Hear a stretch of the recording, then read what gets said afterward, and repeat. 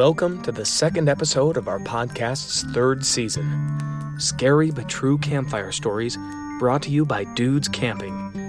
Hosted and narrated by Matthew S. Newbold. Thanks for listening, and please, spread the word, tell your friends, tell your neighbor. Post it on Facebook, Twitter X, Instagram, Truth Social, TikTok, and any other social media outlet that makes other people's lives look like an exciting vacation, except for yours. Our goal is to share true stories of strange, supernatural, ghostly, and unexplained as we gather around the virtual campfire. Or maybe you are sitting around a real campfire right now. Maybe you have a strange but true story you'd like to share. Email us at dudescampingstories@gmail.com with your own Bigfoot, UFO, ghost, conspiracy, or just unexplained supernatural story, and we'll consider it for broadcast. Don't forget to visit us on YouTube and Facebook at Dudes Camping.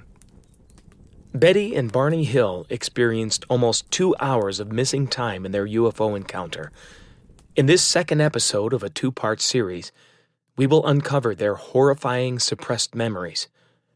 After months of intensive hypnotherapy, they were able to piece together the events that would haunt them for the rest of their lives, and also start a wave of cultural abductions that are still happening to this day.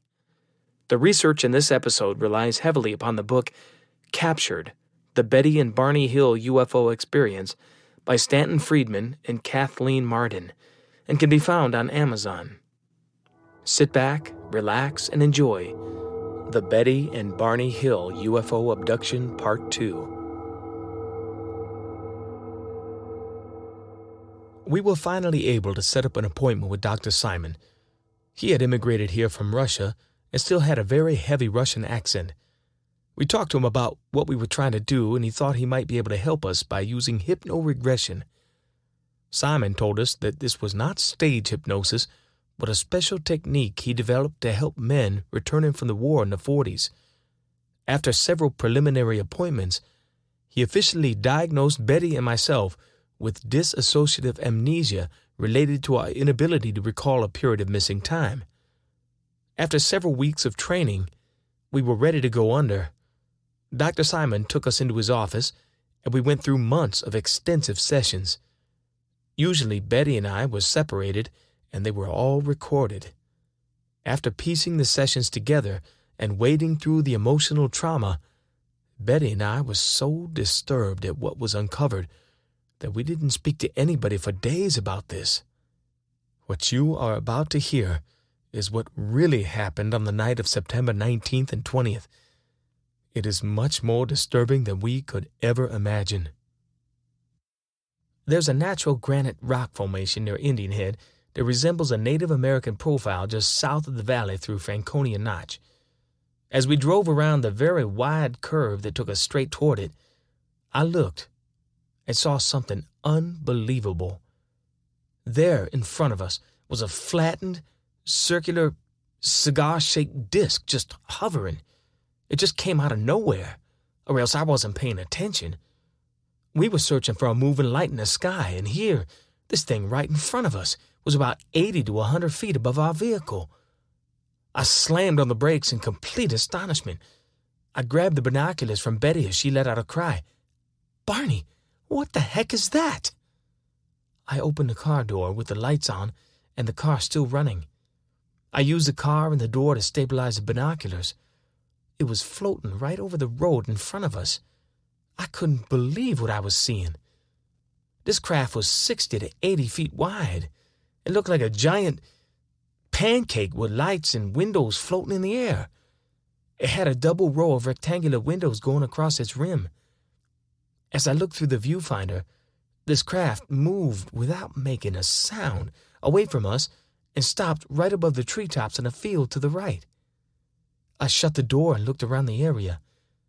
We were completely alone on this 2-lane highway, not another car in sight. I quickly walked around the front of the car and motioned to Betty. "Stay near the car. I'm going to get a closer look." She nervously blurted out, "Barney, what is it? Is it an airplane?" I don't know. I'll be right back." I said as I walked off the road and into the field. I put my hand on the gun inside my pants pocket just to reassure myself that I would be safe. I was wearing a nice pair of dress shoes with slacks and a jacket. I didn't consider the terrain I was walking on now. I could feel the ground was soft but not muddy as I walked through the fields towards this thing. I felt like something was telling me to come closer. I couldn't believe this. I blinked my eyes, but it was still there. As I got close to it, I watched these things come out of the sides like fins or wings and form a V shape. Each side had a red light at its tip, and it slightly tilted toward me at a 45-degree angle. My thoughts were racing because I didn't know how to rationalize this thing. I've never seen an airliner look or act like this. It had to be a military helicopter. I lifted the binoculars to my eyes and looked through the windows. I was close enough now to see what looked like people moving about inside. They were wearing glossy black leather uniforms. They had what looked like black caps with short bills on them. They moved with purpose and had the precision of military officers. I noticed the craft was moving, so I lowered the binoculars to look directly at it. It was tilting more towards me, as if it was aiming those two red lights, and then it began to descend in my direction. I looked back through the binoculars and saw that these people moving about the ship were humanoid, but I don't think they were human. These people, or creatures or whatever, were bustling back and forth, at least 10 or more. They had these haunting, slanted, deep black eyes. I've never seen anything like it before. There was one that reminded me of a red-headed Irishman. I don't know why, but there was one who just stood at the window. He was looking out into the distance. No, he was looking directly at me. He had the same slanted eyes, but such an evil face. He reminded me of a Nazi officer. I got the impression that this was the leader. I looked at him, and I could feel him speaking to me through my mind. Don't move. Just keep looking. Stay there. Don't move, and keep looking. I became so terrified that I started begging God to help me. I was about to be taken from this field like a rabbit plucked from his hiding place. I was overcome with fear. I don't believe it, I cried. Please, God, give me the strength to get out of here. Don't let them take me, I pleaded. It took everything I had to tear the binoculars from my face and muster all my courage to move from that spot. I turned and raced back to the car, not even paying attention to what I might kick or stumble on in the dark. I ran around the front of the Chevy and breathlessly shouted to Betty, "Get in the car! Get in now! We need to get out of here now!" What is it, Barney? What did you see? We need to get out of here. We could all be captured. We both got in the car and slammed the doors. I threw the clutch into gear and we sped away from that thing as fast as our 57 Chevy would go. I don't know why, but I was so scared that I started laughing. Our dog Dilsey was in the back, sticking his head over the seat to see what the fuss was about. Betty was trying to peer out the window in the direction we just came from, while I was focused on the road. There had to be some natural explanation for what I just saw, but I couldn't rationalize it. It'll come to me later, what that thing really was, but we needed to get out of there immediately. As I was speeding down the highway, I heard Betty turn around and point directly overhead out the front windshield and say, "There it is. Oh, God, Barney, what is that?" It's got to be a military helicopter or something. Why is it following us?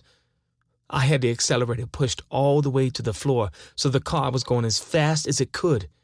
What is this thing? I kept asking myself. Suddenly, there was a buzzing tone that sounded like tuning forks bouncing off the trunk. There was kind of a rhythmic pattern to it. Betty turned around to see what it was. She didn't say a word, but had a puzzled look on her face as she looked out the rear window. "What is it? What is happening?" I frantically blurted out. There was nothing out of the ordinary on the trunk of our vehicle, and Betty responded, "I don't know. I don't see anything. Is it Morse code?" I just kept my hands on the wheel, concentrating on the road. Then, out of nowhere, I felt something very strange, this vibrating sensation that seemed to penetrate to my bones. It was extremely intense, but gradually diminished, or I started to get used to it, I don't know. I saw a side road coming up on my left, so I made a rapid left-hand turn. I'm not really sure why I did this. Maybe I figured I could lose this thing somehow. As soon as I turned, I saw a fiery orb by the side of the road, like an orange moon just sitting in front of us.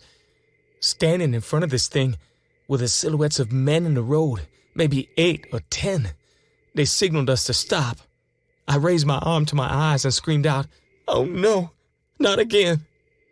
One of them swung his arms in a pendulum motion, and suddenly the motor died, leaving us completely helpless. I tried to start the car again, but it just wouldn't run. I could see these men approaching the car, swaying with a strange side-to-side motion as they walked. There was a voice in my head telling me to calm down and that I wouldn't be harmed, but I didn't believe that for a second. I had no idea what was happening, and I heard myself tell Betty, "I think it's the men from the craft again." Betty started crying uncontrollably.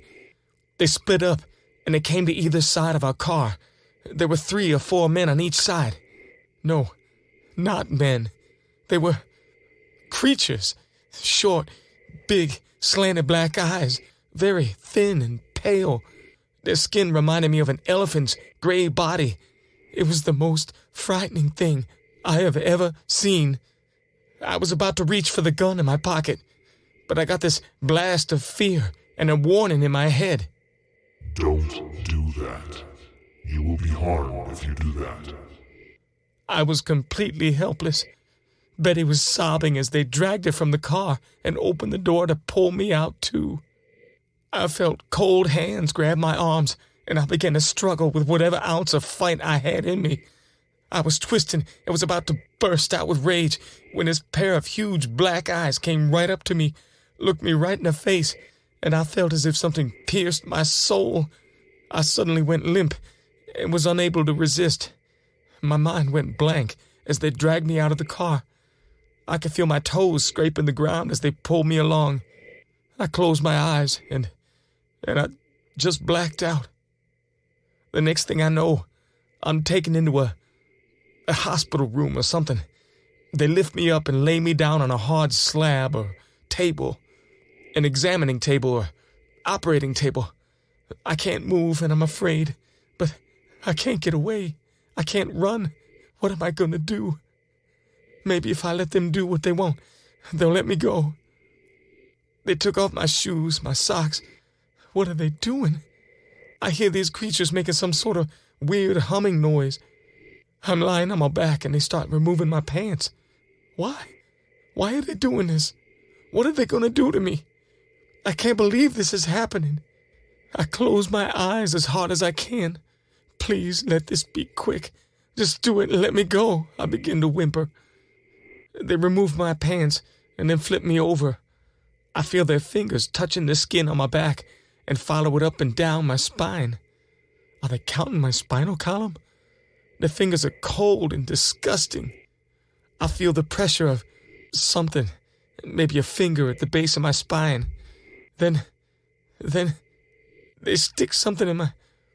It feels like a pencil or a pen, but they just put it inside me and pull it out again. How can they do this? Who are these people? They turn me over, and I feel 2 fingers grab the bottom of my jaw inside my mouth and pull it open. There's pressure inside my mouth, and I can feel they remove my dentures.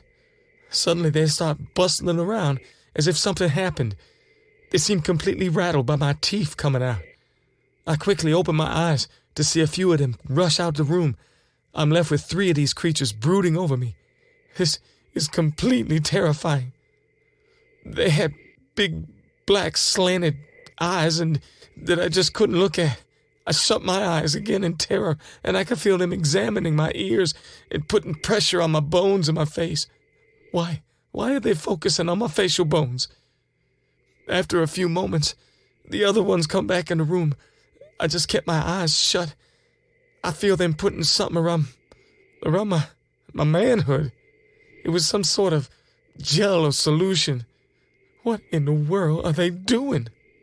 I feel this tug down there, a pressure that makes me wince. Oh, God, are they going to remove it?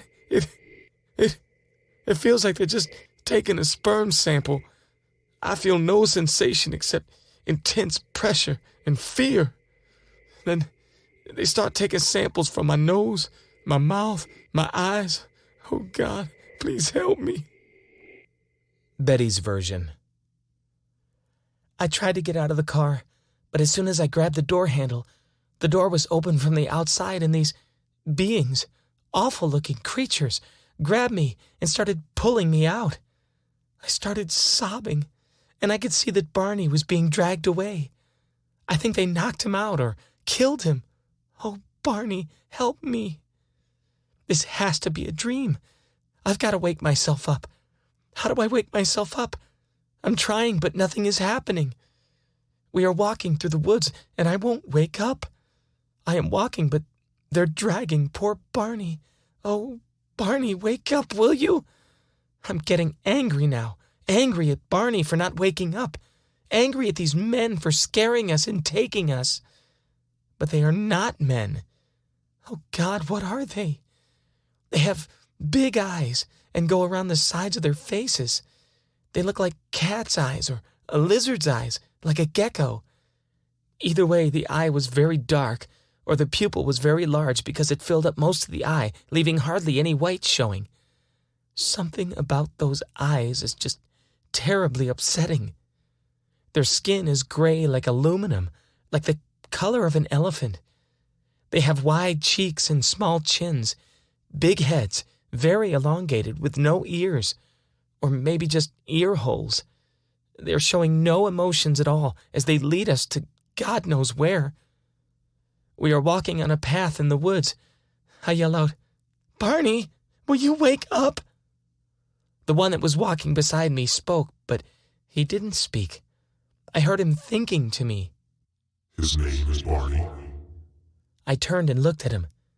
It's none of your business, I thought to myself, but I didn't say it. I was too frightened to speak.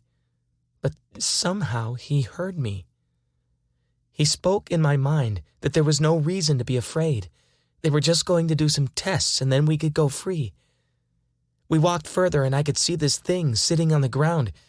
It was metal, but it wasn't shiny. There was a ramp that came down to the ground and we headed directly towards it. I have to wait for the moment when I can get away from them and run. Oh, but I can't leave Barney. Oh, Barney, wake up, Barney, you damn fool. Why won't you wake up? I start to get angry and I'm screaming in my mind. Who do these people think they are? They have no right to do this to us or take us somewhere I don't want to go. Whatever they think they are doing, I am not going. I start fighting and resisting as we reach the ramp. I can see Barney being dragged up as his toes are causing a loud scraping sound. I turn and flail my arms as violently as I can. The men on either side of me grab my wrists very hard and try to subdue me. I am fighting and kicking and screaming. I hear my dress rip as it snags on something and tears. I am so angry. They pull me up the ramp as I struggle and fight. These thin men look frail, but they have so much strength. I finally just give up. Barney is already inside, and I know that I can't just leave him. I have absolutely no control, no power to resist, so I resign myself to my fate. The men release their grip on my arms when they see that I cease struggling, or they sense my resignation. My arms were throbbing from where they had been holding me. They lead me through an oval-shaped door and onto their ship where I feel the air immediately get cooler. They take me into this corridor and show me, or motion me towards the first door. It opens into a room that has a very bright bluish light. I had no idea how this door opened. I've never seen anything like it before. Once inside the room, I see Barney being dragged past. They are taking him somewhere else. I wish they would just keep us in the same room. They motion me to lie on this hard white metal table. There are several people around me now, examining my dress, touching my hair. They're making odd humming noises that I'm able to somehow understand, broken words. One seems to be giving orders. He must be the leader.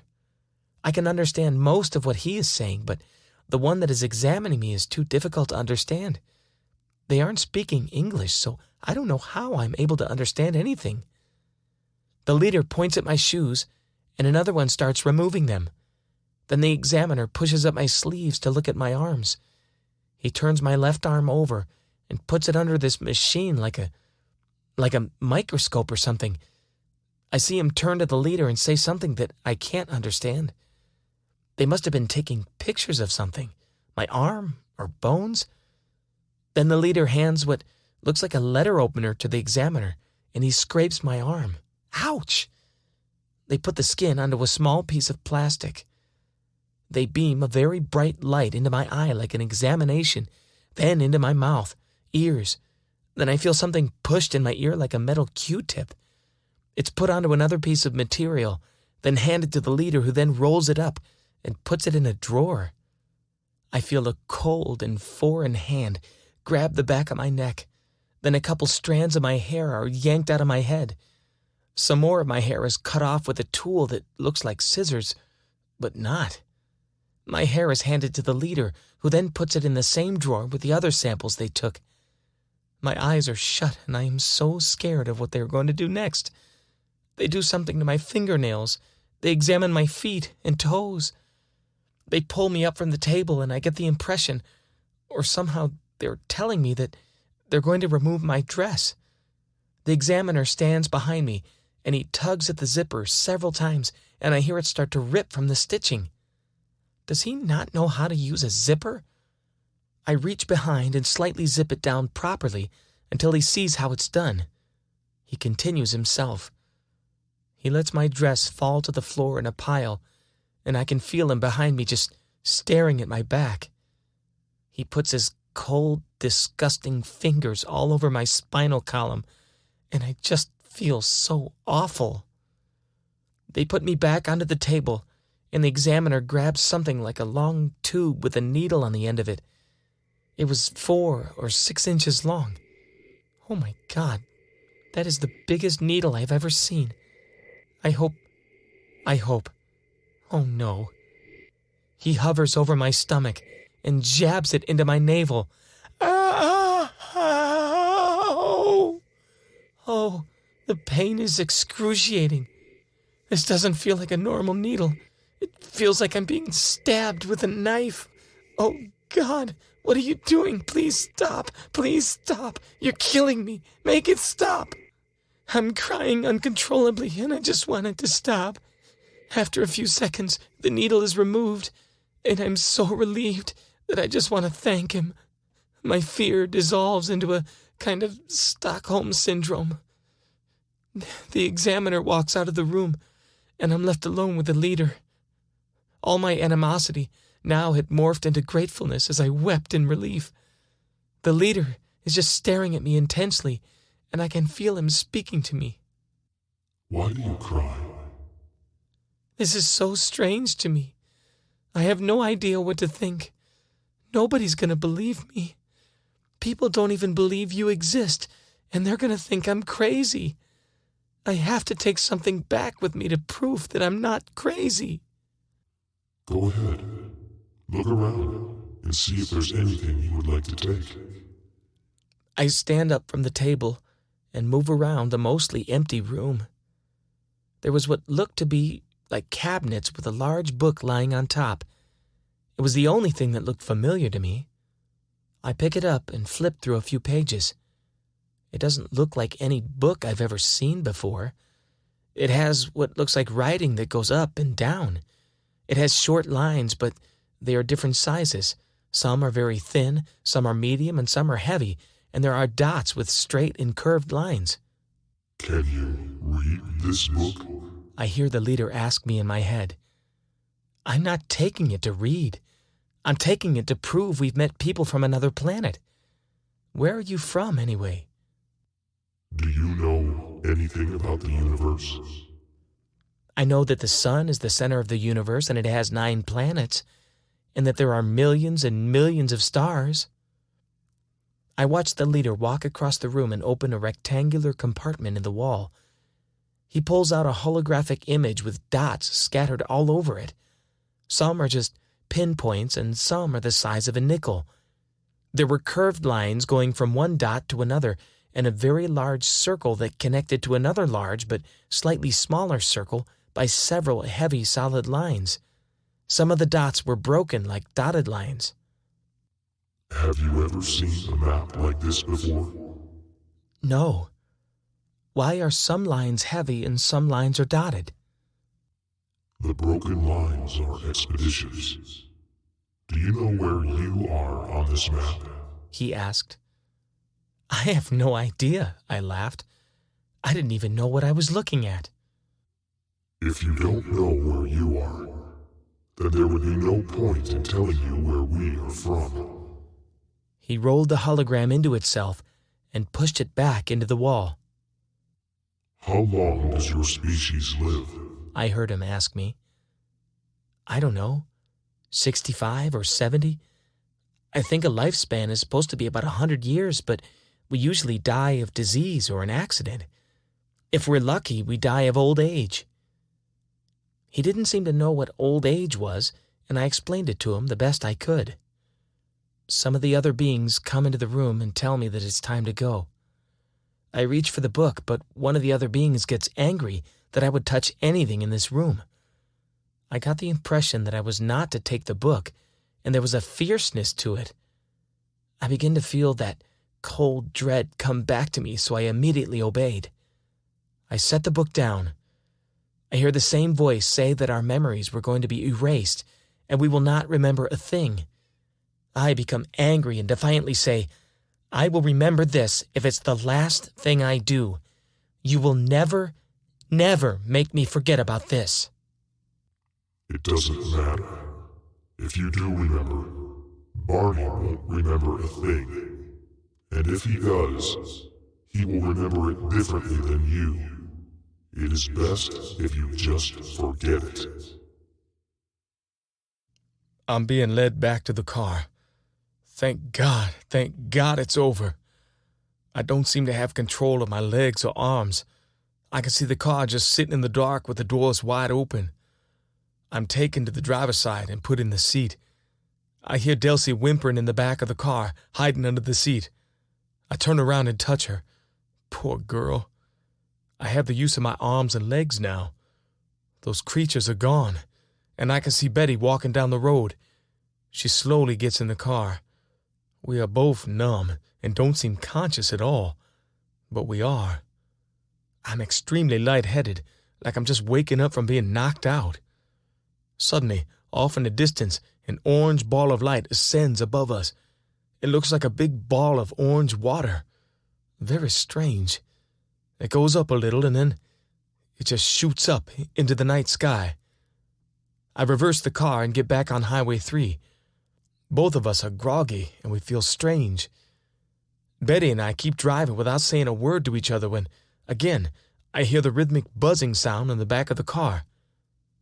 Betty turns to me and asks, Now do you believe in flying saucers? I turn back to her and say, Don't be ridiculous. After 7 months of hypnosis sessions with Dr. Simon at our own expense, Betty and I were terrified. Dr. Simon was still skeptical that it actually happened and suggested that whenever we began to feel apprehensive or anxious, we were to tell ourselves that we were not captured, that it was only a dream. One day I got a call from John Luttrell from a Boston newspaper. He was going to do an article on our story and needed some more information. Betty and I told him that we did not want him to do an article on us. I had just been nominated to the Human Rights Commission for the state of New Hampshire, and this was the last thing that I needed. Betty would probably lose her job as a child welfare worker with the state. We pleaded with him to not do the article, but apparently he had an audio recording of our confidential talk to members of the 2-state UFO study group we attended. Luttrell had also somehow gained access to a copy of our Blue Book file. Monday, October 25th, 1965, an article was published in the Boston Traveler. UFO Chiller. Did They Seize Couple by John Luttrell. That snake, he published it anyway. Suddenly, we found ourselves surrounded by media, and we were plunged into the public eye, something we desperately tried to avoid. Everything I had been working towards, all my social work, civil rights, integrity, stability, all under attack by people who were looking to discredit us now. My anxiety began to soar. I had the worst ulcers you can imagine. We navigated through the unwanted media attention for months, and my ulcers seemed to get worse and worse. Not only that, but we had several more sightings. Like one time, we were leaving Betty's parents, and we saw that same reddish-orange light bouncing directly in front of us. Its flight was erratic, and it traveled over the treetops.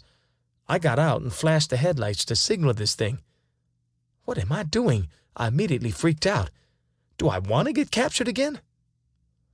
We finally came to terms with the attention and rode the wave since there was no way to avoid it now.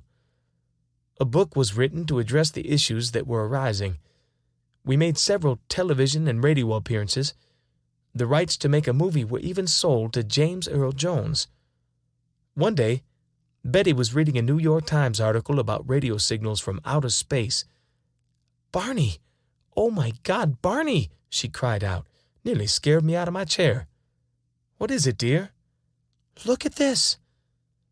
She showed me a star map that was included in the article. What am I looking at, dear?" I said.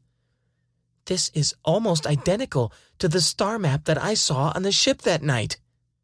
Now, I would have just brushed this off as hopeful fantasy, except when she was under Dr. Simon's hypnotherapy, he told her that she would remember the map exactly as she saw it, and she copied it down.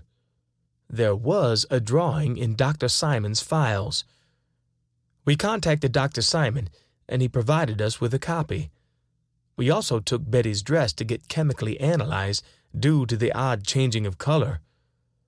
Betty wanted to reestablish contact with our captors, and I'd been so entrenched in this world now that I could care less either way. We entered into a series of experiments with 2 scientists to try and contact the beings that had abducted us. We were convinced that we were still being watched, and Betty was adamant about getting physical evidence to prove that she had been experimented on by alien beings. We entered into what they call psychophysical communication, and that's when the strange stuff started happening. On December 10th, we came home to find a big chunk of ice sitting on our kitchen table. It was oval-shaped and had something imprinted into it. I grabbed it and threw it into the sink and turned the hot water on. I don't care what was imprinted on it. It don't belong in our house. A couple of weeks later, I was sitting in the kitchen when I heard the front door open. Somebody stamped their feet and walked upstairs. I just stared at Betty in shock. Who the heck just walked into our house? I ran upstairs and looked in every room. There was nobody. Then it happened again one night while we were sleeping. Paranormal events started taking place in our home and also in our family members' homes, and it seemed to happen almost immediately after Betty began to try to contact our abductors. I'm starting to think that this was a bad idea. Betty went on to have an extensive UFO career. She had many more sightings and even organized skywatch expeditions with some success, but her attempts to re-establish contact caused her to fall into the fringe of UFO abductees as time went on. This does not negate the original abduction, and in some way may possibly add validity to the experience. Betty might have been unable to process the event, and in her search for answers may have been led astray by well-meaning or not-so-well-meaning individuals. Unfortunately, Barney Hill died of a stroke on February 25, 1969. Betty was devastated, but continued to pursue answers to her experience. The physical evidence was analyzed and well documented. Barney's shoes being scuffed at the toes were photographed and analyzed. Betty's torn dress was chemically analyzed, and the cause of discoloration could not be determined. Also, the radar confirmation from Project Blue Book, that corroborated the strange, unidentified object in the night sky on September 19th and 20th. Unfortunately, the spots on the trunk of the car were never professionally analyzed, and they had thrown away the watches because they stopped working. These two pieces of evidence could have been significant in confirming their story.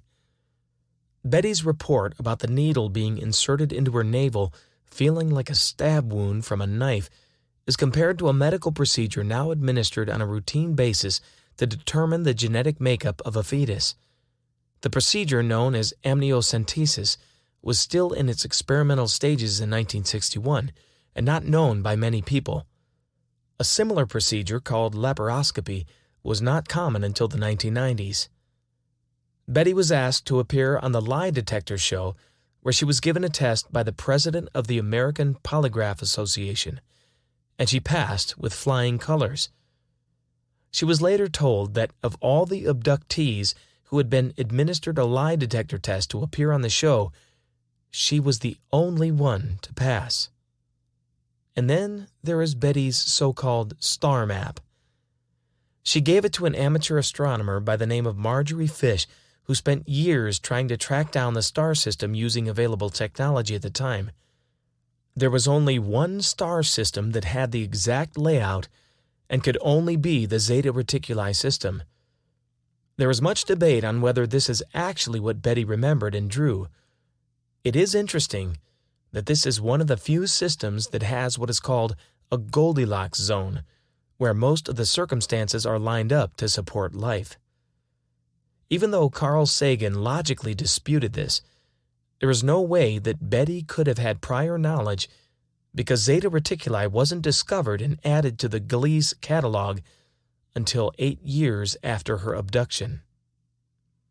Most theories trying to debunk Betty and Barney Hill's abduction verge on absurd to laughably absurd.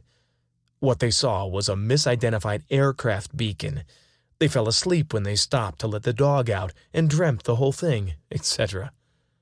Despite the debunkers and detractors, there are a couple very compelling theories.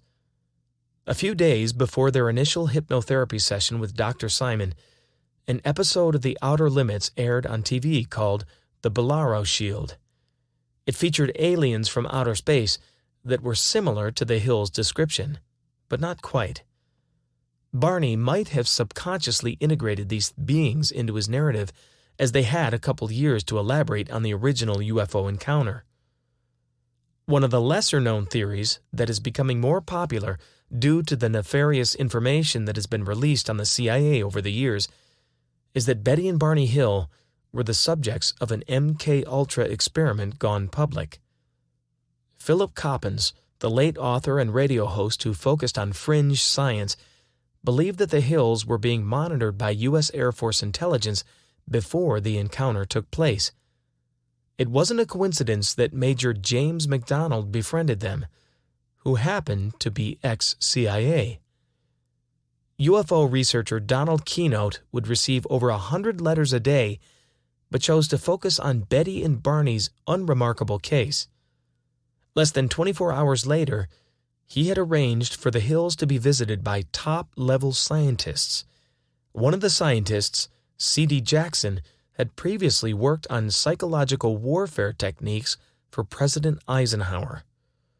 Coppens said, "It seems that Betty and Barney Hill were at the center of a web that involved U.S. Air Force intelligence and top military experts in psychological warfare. The evidence suggests that the Hills were the subjects, or victims, of a psychological experiment." Another intriguing connection was made by Barney Hill himself. He suggested that his captors were able to cloak themselves in a conventional image to minimize the shock of seeing something so completely foreign. Why would they need to pretend to be gray aliens that were still so frightening that it scarred them for life? Non-human entities abducting human beings, performing experiments of a sexual nature, being deceptive about their message and appearance. This is very similar to what happened in Genesis chapter 6, when the sons of God came down to earth and took women of whom they chose, eventually creating a race of hybrids. It comes down to 4 possible scenarios. 1. The Hills made the whole thing up for reasons known only to them. Or 2. They were confused by a string of strange circumstances and they built a story to explain the confusion over the years that followed. Or 3. They were visited and abducted by a UFO from the planet orbiting Zeta Reticuli. Or 4. They were deceived into believing that they were abducted and thus started a whole cultural phenomenon of deceit. UFO sightings and abductions last to this day, but it all seemed to start with Betty and Barney Hill on a lonely road in 1961. Thanks for listening to Scary But True Campfire Stories presented by Dudes Camping. Narrated by Matthew S. Newbold. Do you have a story that needs to be told? Email us at dudescampingstories@gmail.com with your scary but true story, and we'll consider it for broadcast. Please, hit the like button and subscribe if you enjoyed this story and leave a comment. It really does help us out. If you were offended by any of the portrayals in this story or felt that we were appropriating culture in any way, we say, sorry, not sorry. Until next time, we will see you around the campfire.